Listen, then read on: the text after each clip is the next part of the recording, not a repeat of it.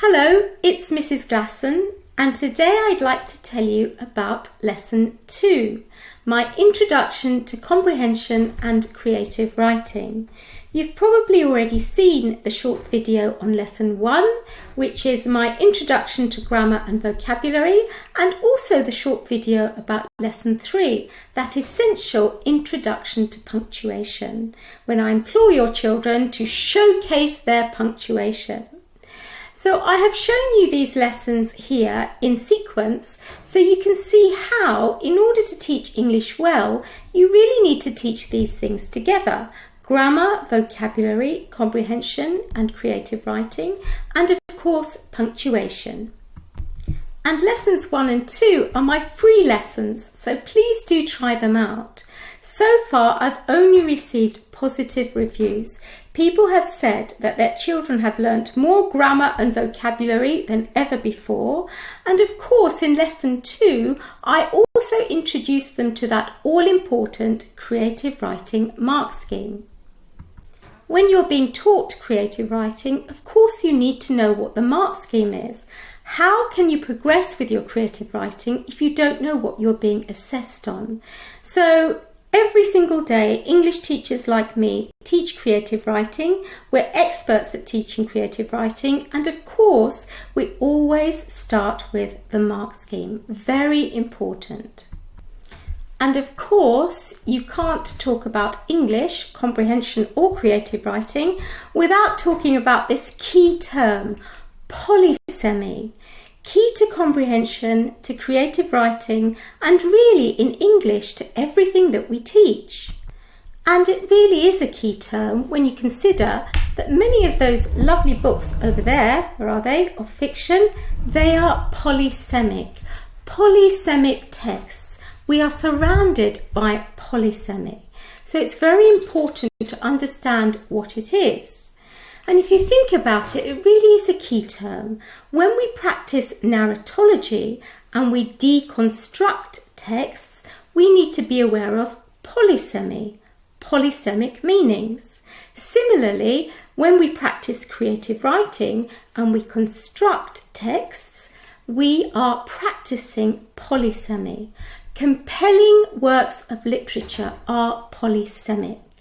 And also, one of the 3 comprehension types, which I teach your children about in my 11 Plus Foundation course, one of them also focuses very closely on polysemy. So this whole idea of inferences, of kind of deciphering a multiplicity of different meanings, very important, and again, polysemy. Now I have to be careful what I say because I don't want to give away the answers here, but my students are given this pre-lesson research. It's one of my favourite ones actually. It really is great fun and the children seem to enjoy it. And of course this is part of the free lesson, so do give it a go. And so I introduce polysemy to them through Aesop's fables, those wonderful polysemic texts. And during the course of that lesson, they also learn some wonderful synonyms. So supercilious, conceited, egotistical. These are some of the words that your child will learn, as well as 12 words which focus on characterization. So this whole idea of introducing creative writing, this whole idea that the creative writing that you do is part of creating something, as the name suggests, but also this whole idea of how polysemic texts are much more compelling. And of course, in Lesson 2, I actually introduce your child to the 11 Plus Creative Writing Mark Scheme. And right at the top of that is the word compelling, which has already been taught to them in Lesson 1. In Lesson 2 also, essential literary terms.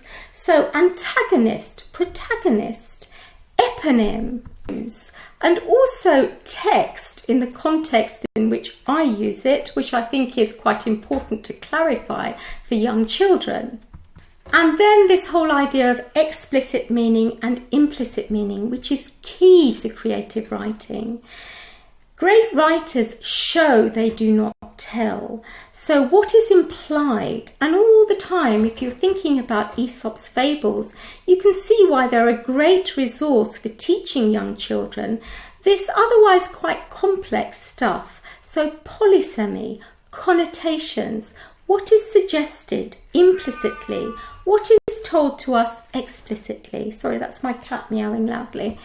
And so through these fables, children learn about polysemy, and also I relate them to parables and other allegorical texts. So they're learning about comprehension, definitely about creative writing, and all the time with all my lessons, they are learning fantastic vocabulary. Now, in the 11 plus foundation course, I will teach your child over 200 new words and definitions. And you know how important that is to 11 plus success, or to success anywhere in school and in life. And this sets them up very well for the English that they're going to do in the future. At Key Stage 3 and 4 and 5, they are going to be analysing texts. And therefore, this is an essential first step. Not just the whole thought process of thinking about literary texts as constructs and characters as constructs, but also this whole idea about vocabulary, how to deconstruct texts, which is, of course, very, very important to their future English study. And also it's an essential first step to what I say many, many times in my course. Read like an English student. Read for pleasure, of course, and as a means of fueling your imagination, but also read the works of great writers as a way of learning how to become a great writer yourself. Now, during the course of those 10 lessons, I show your children examples from Charles Dickens, a masterclass in how to use punctuation and vocabulary and imagery, certainly. Also from Animal Farm, George Orwell with his wonderful clarity and his persuasion. We read an extract from Wind in the Willows, and we also read wonderful examples of polysemic characterization from J.K. Rowling and the wonderful Maya Angelou. And so you can see how important this lesson is to your child's progress in English, Key Stage 2 English, and obviously 11 plus English as well.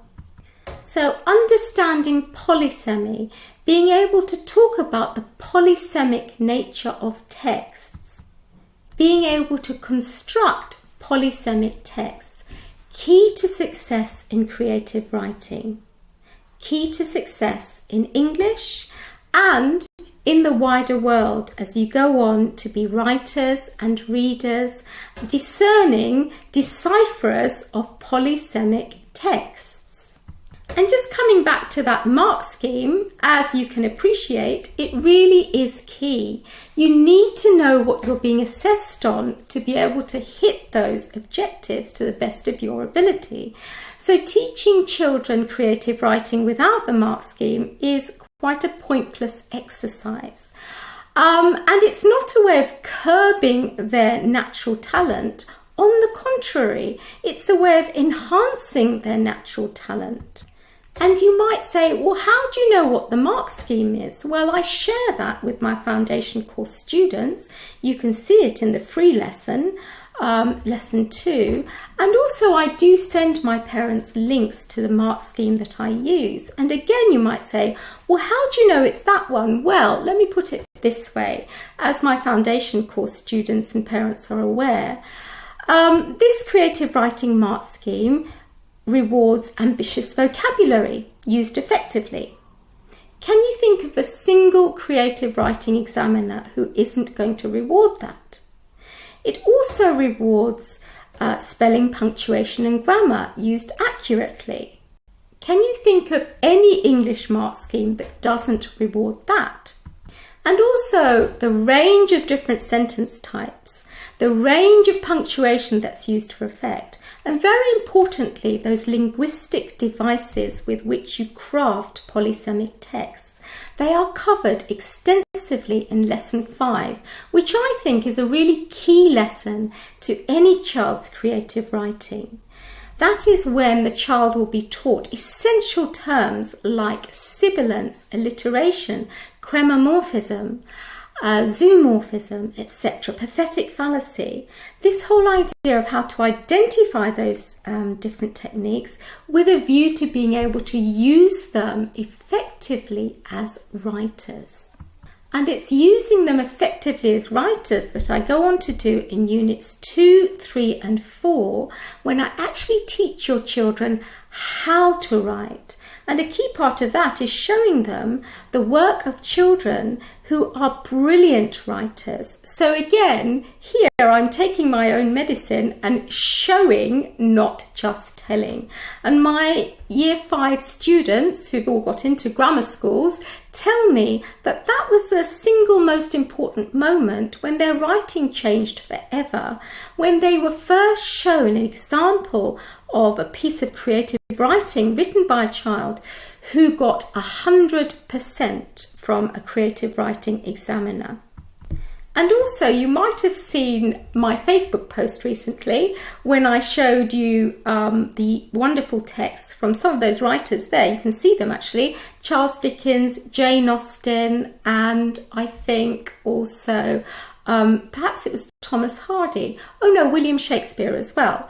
And in fact, I could name any of those writers. And I said, you know, these writers craft skillful polysemic texts with a multiplicity of meanings. They are compelling, they are authentic, they are convincing. They all use a range of different sentence structures. They use punctuation for effect. They use a range of wonderful literary literary techniques, I should say. Do you think that they've been reading the creative writing mark scheme? So I think the point is made very well that all great writers, all excellent writers, whether you're in Year 4, Year 5, Year 11, whether you're William Shakespeare, Jane Austen, Thomas Hardy or Charles Dickens, they all do certain things. And those are the things that are elucidated in the creative writing mark scheme. So coming back to this idea, it's not to curb your child's creativity, it's to enhance your child's creativity. And so the creative writing mark scheme needs to be taught to enable your child to maximize their potential. And it's not something that's top secret that I know because I was a creative writing marker, although I was one for many years. I was a creative writing marker because I'm an English teacher. So English teachers use this mark scheme. It's the AQA mark scheme in a top secret place called the internet, which you can find for yourself. We use this mark scheme every day, and this is the way that English teachers teach children how to write. And it is my belief, and I think some of you will share this, you really do need to be a qualified English teacher to be able to teach creative writing. Because believe me, doing the job that I do, I have seen examples of dreadful writing that has been marred, for want of a better expression, by those who try to teach it who are evidently not qualified to do so. They're not English teachers. So coming back to lesson 2, it's a wonderful lesson and it's part of a sequence of other wonderful lessons as well, which are really, really essential to your child's 11 plus success. It's called the 11 plus foundation course for a reason. Do please enroll for the free lessons. Nobody that's taken one of those free lessons hasn't enjoyed one of those free lessons or hasn't raved about the vocabulary and also the quality of teaching, thank you, and my enthusiasm. I love English. So to try out my lessons, please click on the link below or go to www.mrsglasson.com, and I very much look forward to teaching your child about polysemy, creative writing, vocabulary, comprehension, and of course, grammar.